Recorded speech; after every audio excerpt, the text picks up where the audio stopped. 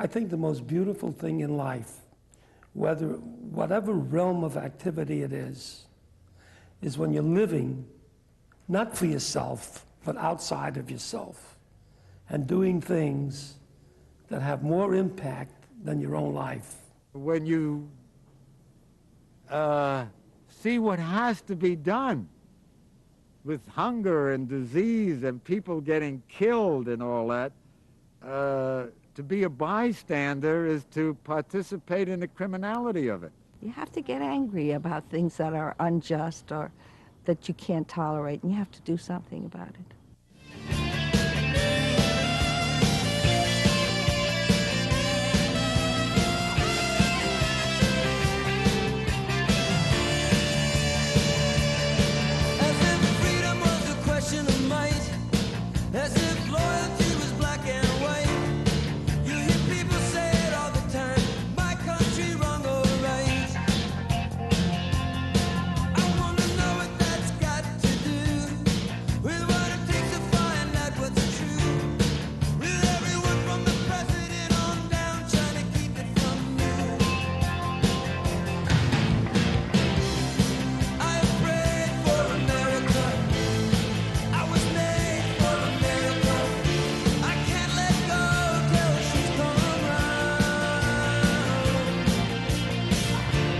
Until the land of the free is awake and can see, and until her conscience has been found.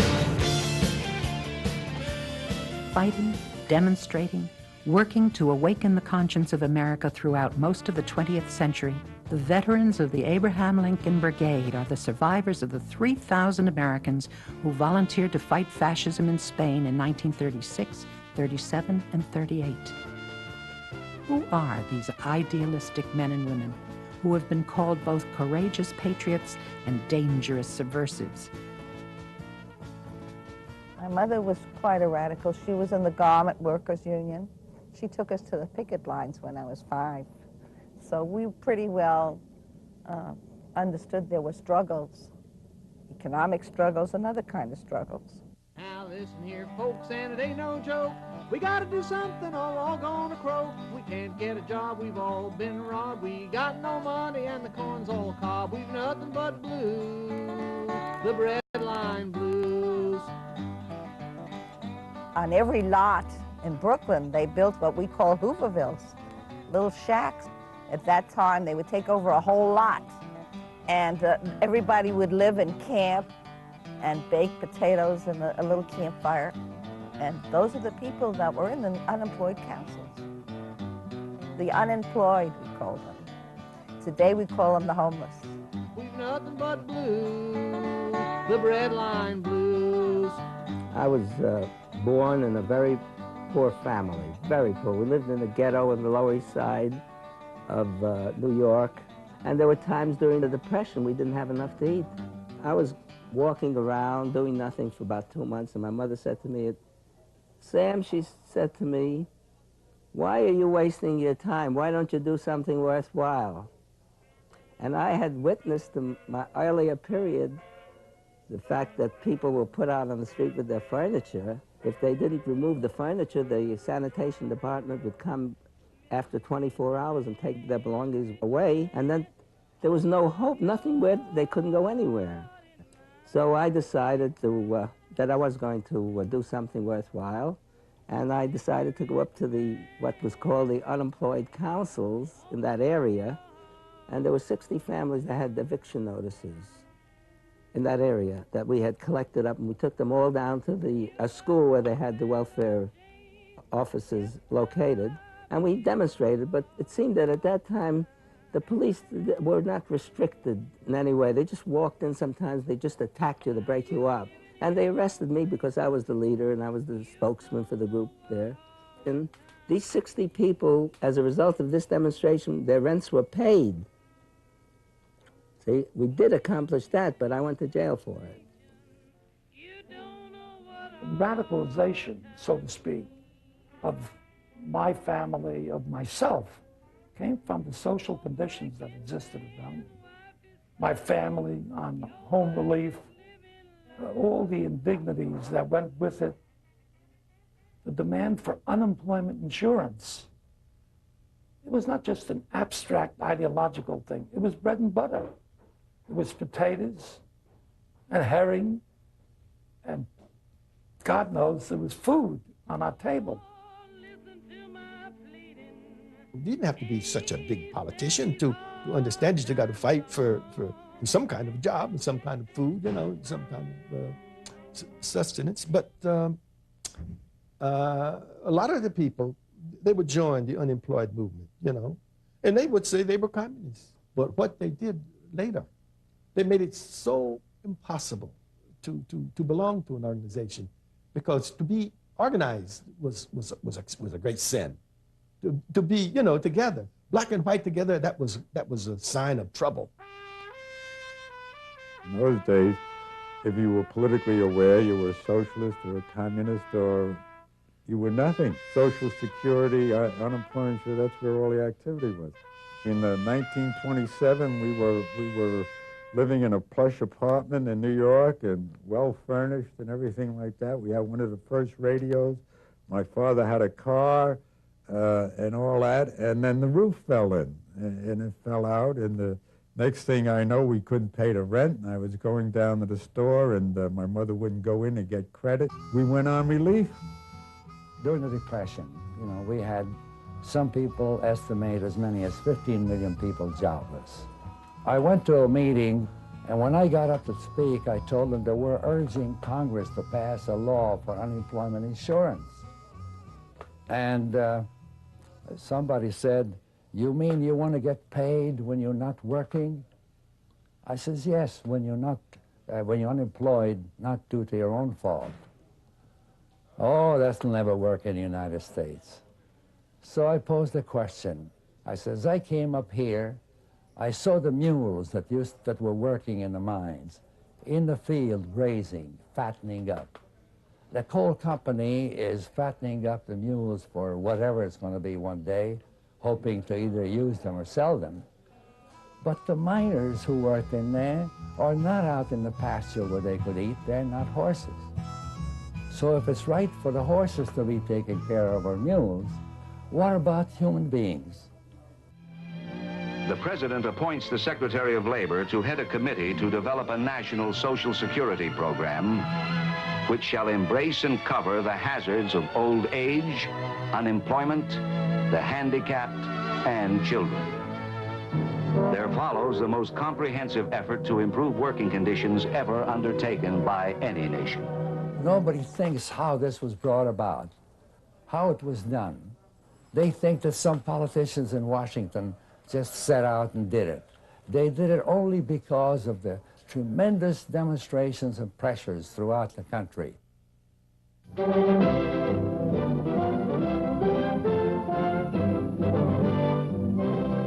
There were a group of us on top of the roof on 416 Livonia Avenue in Brownsville, and we were talking about what happened in Spain. In 1936, the Spanish military, led by General Francisco Franco, revolted against the 5-year-old democratically elected government of the Republic of Spain. Dictators Adolf Hitler and Benito Mussolini defied international neutrality agreements by supplying Franco with massive shipments of arms, planes, and troops. In the early weeks of the war, the Loyalist government had things pretty well in hand. Franco could not have won if he hadn't had the help of the Hitler and Mussolini. And the stories that were appearing in the paper of the Hitler's atrocities and so on, and when we heard that his Condor legions were bombing the Spanish people, and the Italian troops were coming in, aiding Franco, trying to destroy this newly democratically elected government, we felt that something should be done. I sit down one morning in my apartment and bring in the New York Times, which was left at the door, sit down to have my breakfast, open the paper. And I don't want to romanticize this, but I said, I can't live in this world if I don't fight against it. If I don't fight against this kind of thing, I can't accept it. So I went to the telephone and called a guy I knew. I said, how do I get to Spain, to the international brigades? He said, well, through the Communist Party. I said, okay, whatever way. We felt that something should be done. We thought that this was the beginning of a threat of world fascism to the entire world, and perhaps the beginning of World War. And it turned out we were right. Workers and anti-fascists of all lands. We, the workers of Spain, are poor, but we are pursuing a noble ideal. Our fight is your fight. Our victory is the victory of liberty. We are the vanguard of the international proletariat in the fight against fascism. Men and women of all lands, come to our aid. 40,000 men and women from all walks of life responded to the plea of the Spanish people. They came from 54 countries, many escaping fascism at home to join the Spanish people's fight. The volunteers named themselves after national heroes: the Garibaldi Battalion from Italy, the Dąbrowski Battalion from Poland, the Tailman Battalion from Germany. Over 3,000 men and women came from the United States to form the George Washington and Abraham Lincoln battalions. Many of the international volunteers had never fired a gun before being thrust into action alongside the People's Army of Spain. Although undertrained, outgunned, ill-supplied, they fought gallantly as shock troops in the brutal battles of Jarama, Brunete, Belchite, Gandesa, and the Ebro. Hot as hell in the daytime, cold at night, there was no water, food was scarce, casualties were heavy, and we were constantly moving. Those are the things that make warfare really, really gruesome. And we had, they had air superiority. We were bombed, we were strafed, we were shelled. And we lost a lot of people, either killed or wounded. Over half the volunteers lie buried in Spanish soil. In September of 1938, the Internationals were pulled out of battle in the vain hope that the League of Nations would force the withdrawal of German and Italian forces. We still had our rifles and our grenades, but we formed up in the morning, almost at dawn, I think, and we piled our rifles and our hand grenades and whatever. We proceeded to Barcelona, and there was a farewell parade. We walked ankle deep in flowers. People came from 100 miles around, and we marched. Forever in the memory of the departing volunteers was the rousing farewell to the brigade speech by the very symbol of Spanish resistance, Dolores Ibarruri, a member of the Spanish government known as La Pasionaria. Her words stayed alive in their hearts while the Spanish people lived under Franco's repressive dictatorship for the next 39 years. You can go proudly. You are history. You are legend. We shall not forget you. And when the olive trees of peace put forth their leaves again, entwined with the laurels of the Spanish Republic's victory, come back to us, and all of you will find the love and gratitude of the whole Spanish people, who now and in the future will cry out with all their hearts, gracias. Long live the heroes of the international brigades. Muy bien, hombre. Hola. Qué bueno verle. Tanto gusto verle. Siempre aquí en Madrid. Thank you very much. Viva la gente brigada.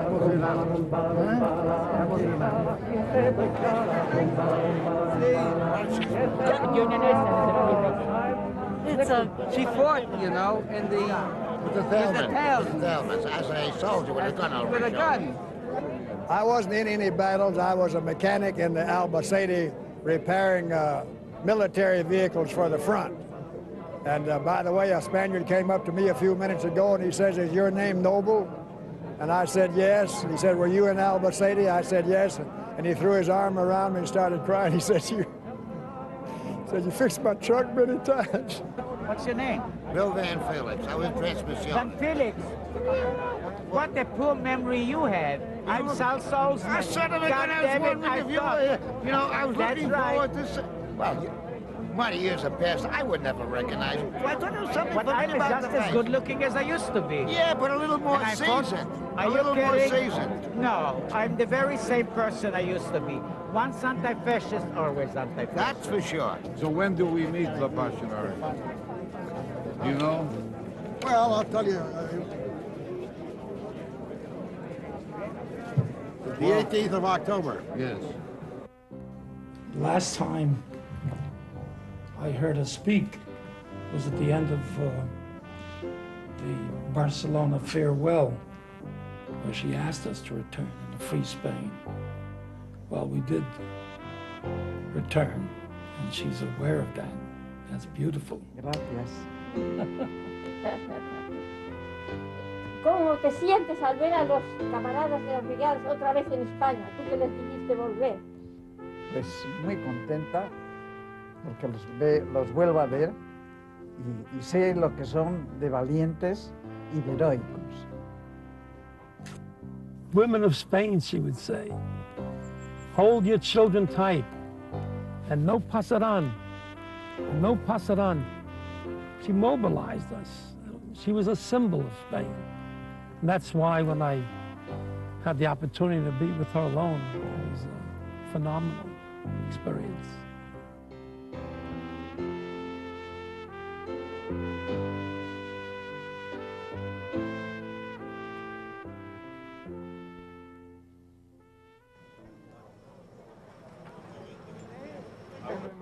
Yo iba en la internacional también, cogido por Quinta. Yo también. Aquí. Yo tenía 14 años cuando la guerra, 14. No pasa nada. Hay una bomba en el centro. Aquí había árboles y las tripas de los caballos y de los... En este punto... Aquí mismo. Y de los chicos que estaban...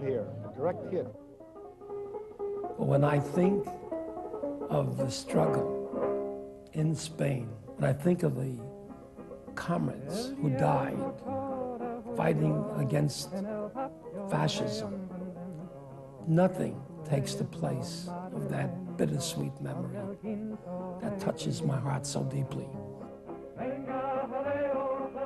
We lost the war, but we never gave up. And as a result of it, we're sitting now in a socialist country. We didn't fight for nothing.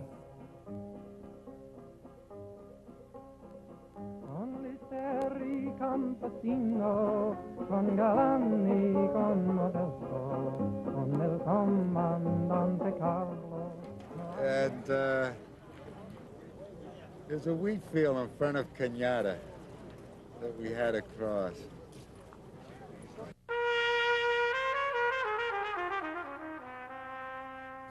We come back 50 years later. Okay. Where are we now? We are outside Villallón de la Cañada. That's there. You see there? That was my first real action. Oh. I was in a wheat field for about 5 hours there.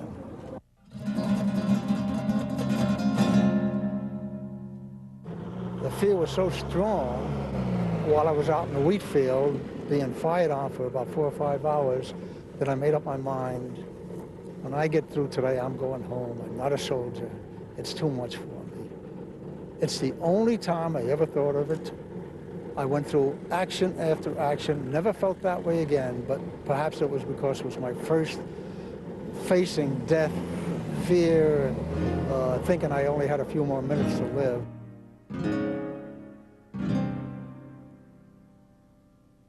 I got the same feelings again, of fear almost.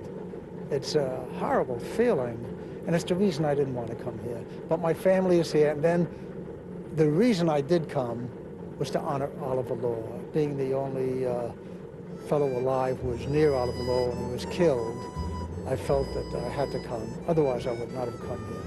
We were the first unit to have a black man become a commander. His name was Oliver Law, who, by the way, was a commander of the Lincoln Battalion, and I was second assistant to him, and he commanded our unit, which was 80% white.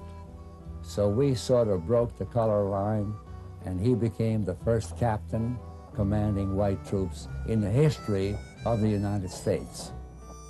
I heard one of our black soldiers, years later, when he was asked, "What did you really remember most about Spain?" And he braced himself up and he says, "I'm 34 years old now, and the only time I ever felt like a man was when I was in Spain. Because I was a man," he said. "Nobody called me a nigger. They called me brother. They called me a comrade." He said, "I'll never forget those days." So Spain, it was not only a military struggle, it was an education, those who survived. We learned in Spain to act instead of just talk.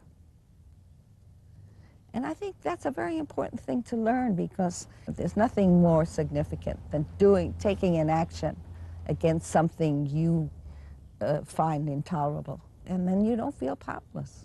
With the high fevers they ran, we had to feed them. And there was very little food. And we'd send people out scouting for chickens to make chicken broth and for milk.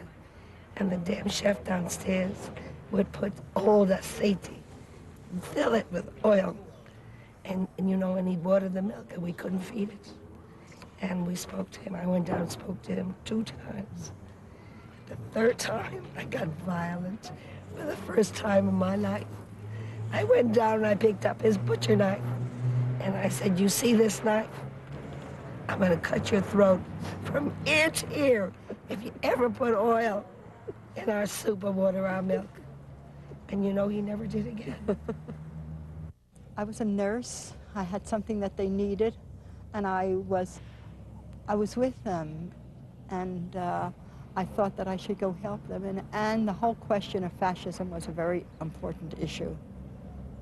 I was Jewish, and Hitler was already, persecuting Jews, and I felt that there was a very strong connection and that there was a threat to the world and to all people. In all the brigades of all the different nations, we found Jews. And one of the languages that I used most often in Spain was Jewish, Yiddish, because that was a common language to men of 50 nations. In 1936, Spain was the first place in the world where we as Jews could fight back against Hitler. The first place. Until then, Hitler was doing all the damage. He was talking against the Jews. He was killing Jews. He was pulling Jews' beards in the streets. And we had no reply. And then came Spain, and that was a place where we could go and make ourselves fight against Hitler. And then suddenly I realized that I had a very strong Jewish motivation to go to Spain. He is so inquisitive. I go now by a French, good French name. I am Jacques. And he asked me, and before you were Jacques, what were you? I was Shlomo Chaim. So I was politicized because I was a Jew and because I was a little bit of a leftist. For me, it was very natural. When I was in Marseille, when I have heard how Hitler was screaming, "Ausrotten," means annihilate the Jews, there was no doubt in my mind. I have to do something if I can. I couldn't do much. So when I learned about the fight in Spain, I went to Spain. And there I become a human being because I always was a nobody.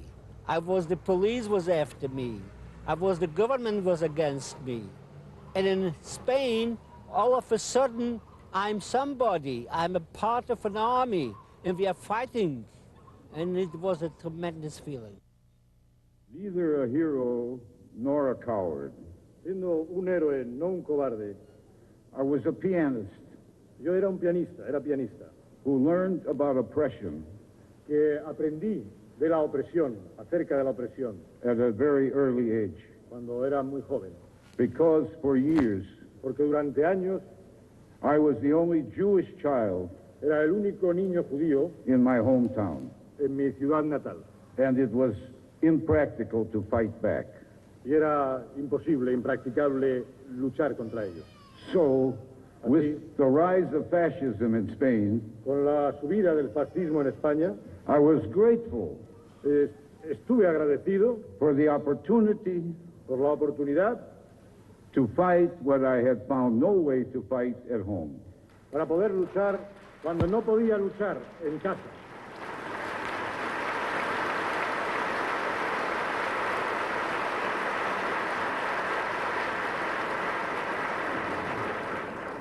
I am very proud.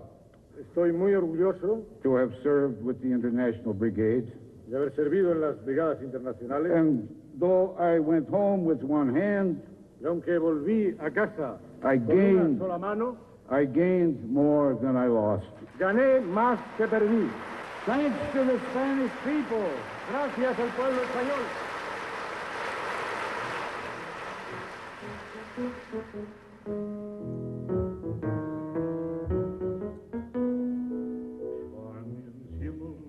Breite seine Sterne, über unsere Schützen gräben aus. Und was morgen grüßt und aus der Ferne, bald geht es zum neuen Kampf hinaus. Die Heimat ist weit, wir sind bereit, wir kämpfen mit Siegen für dich.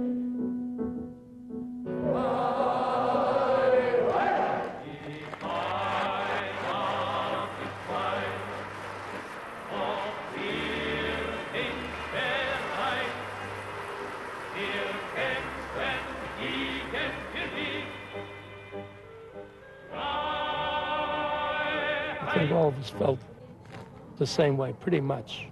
You had to. There's too much about Spain. We loved, we had such respect for the Spanish people, for their heroism, for their courage. They taught us how to fight. They taught us how to love, taught us the meaning of passion, of life and death. And it was that kind of stuff that writers write about, that we felt when we left Spain.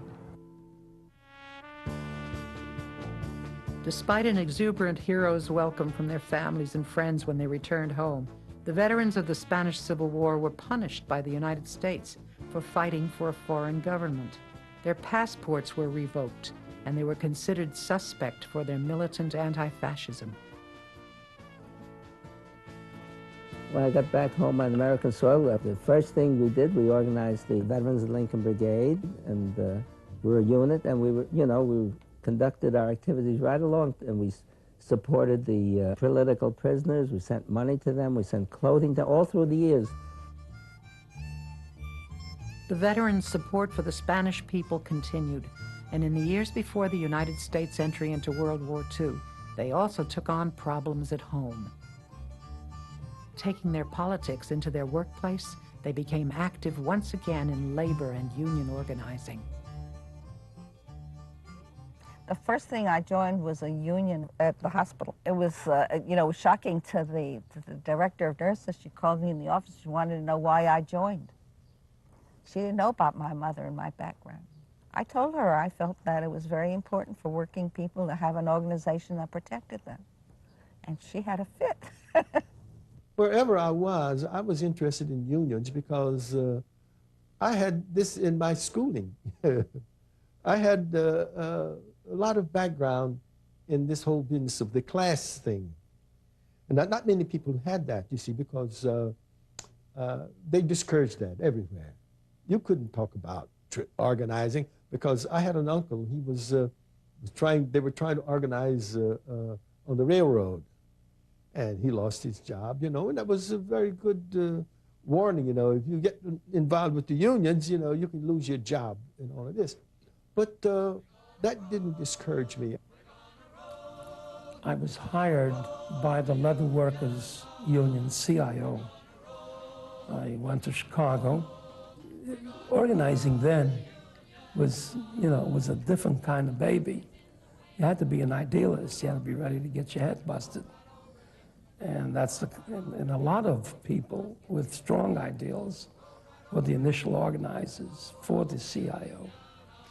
When I came to town, I was on a picket line the next morning, and a man walked up to me with his finger in my nose practically and said, "I want you to know that we've got some machine guns trained on you, all the organizers." And he said, "If there's any trouble, you're the guys that are going to get shot first." And then he said, "Thank you, have a good morning," and he walked back. Having worked in the rank and file in the Union, we were able to, after a few years of agitation, get the Union to adopt the policies of negotiating for fringe benefits. That was important. Now it's taken for granted. Apprentice goes in, it's all ready-made for him. But it took a fight, and that's what we worked for. It took a long time.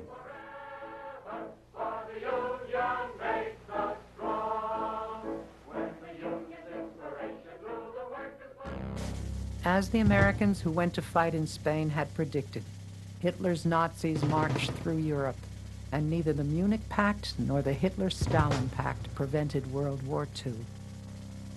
When the Japanese bombed Pearl Harbor in 1941, the U.S. finally entered the war against fascism.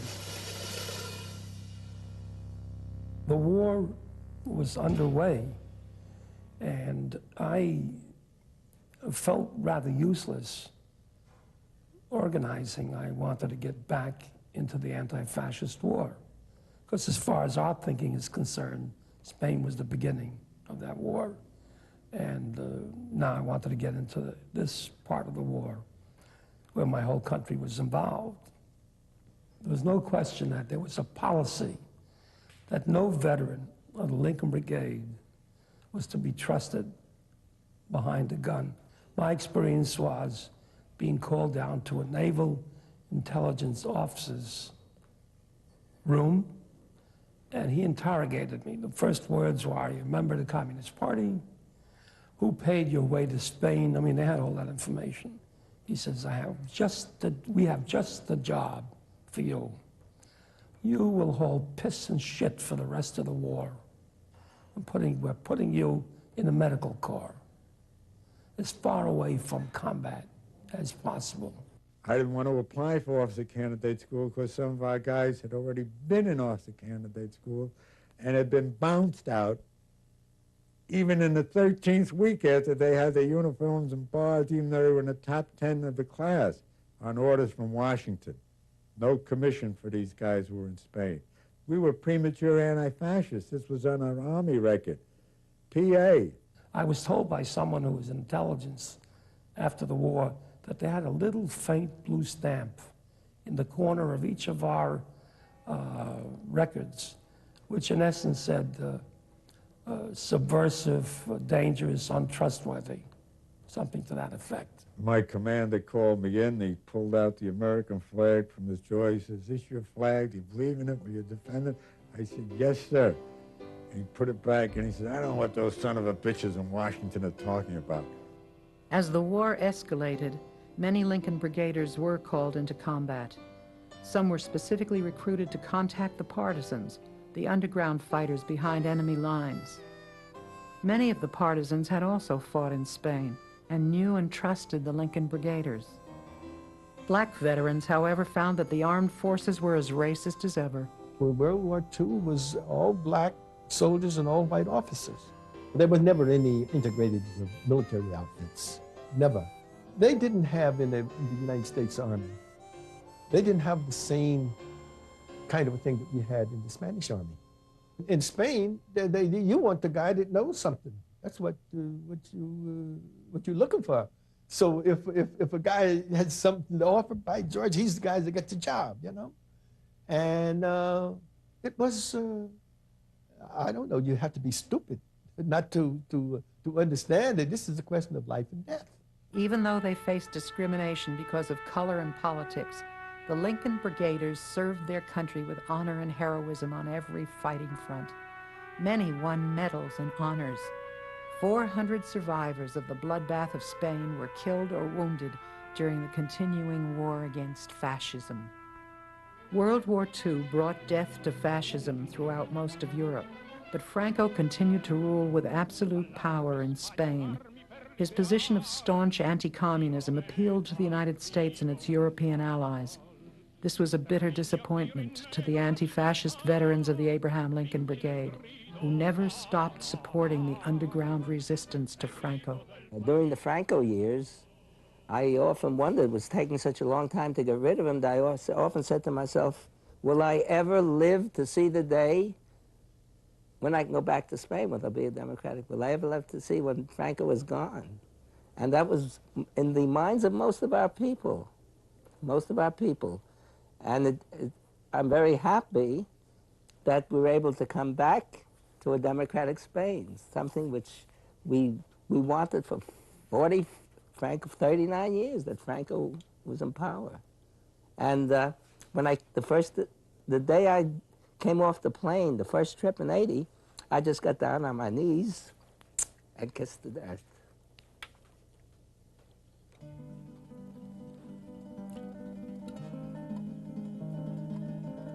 So I never felt defeated. I knew that you couldn't give up. If you give up, you're going to have a wilderness in this world. There's a valley in Spain called Jarama. It's a place that we all know so well. Yeah, well, it's an honor for me to be here. Oh, yeah, Jesus. You know, that's why I thought when the two of you came, you could get some of the feeling of what went on here and what we went through. I think you feel a little guilty that you couldn't, because you couldn't have done more, you know, to help this situation. And you feel so bad for all the Spaniards that were stuck here after we left and went home.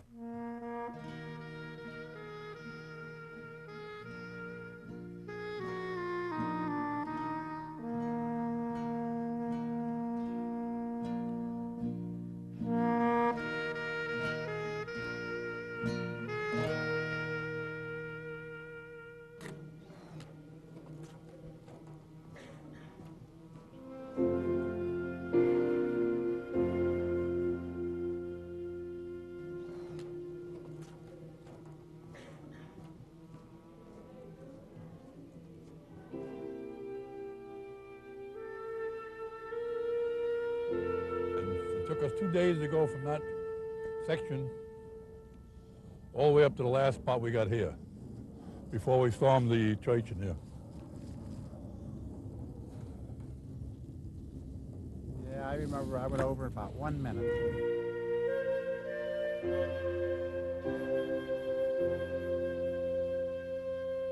But you didn't have to look back once you went. You knew they were coming. If you stayed behind, they That's what you call a people's army. That's what you're supposed to do. Yeah. But I still don't know how we went through it.